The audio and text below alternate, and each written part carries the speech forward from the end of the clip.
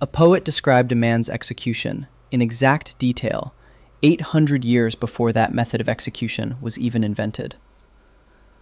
Last episode, we looked at 4 predictions about who the Messiah would be. Today, it gets more specific. We're looking at 6 details about how he would die, written 1,000 years before it happened. Psalm 22, written by King David, around 1000 BC. David had never seen a crucifixion. The Romans hadn't invented it yet. And yet he writes, "They pierced my hands and my feet. They divide my garments among them, and for my clothing they cast lots." Now read John 19. Roman soldiers at the cross. They take Jesus' clothes. They cast lots. Exactly as written. Not similar. Identical. The same psalm opens with these words, my God, why have you forsaken me?"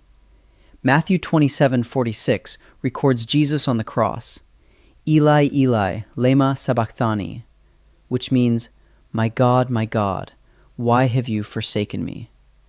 Word for word, written 1,000 years earlier, spoken in the worst moment of a man's life.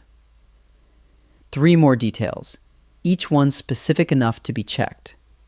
1. Psalm 34:20. Not one of his bones will be broken.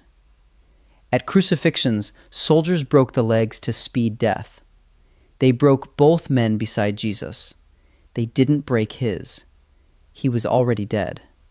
John 19:33. 2. Psalm 69:21. In my thirst they gave me vinegar to drink. John 19:28.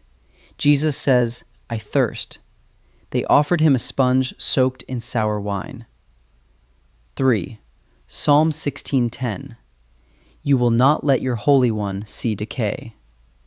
Peter quotes this directly in Acts 2 and says, David wasn't talking about himself. He saw the resurrection coming. Written in 1000 BC. Here's what I want you to sit with. 6 specific details. 1 event. Written across 3 different psalms by different authors centuries apart. Every single one verified by multiple eyewitness accounts. The question isn't whether you're religious. The question is, what's the mathematically honest explanation?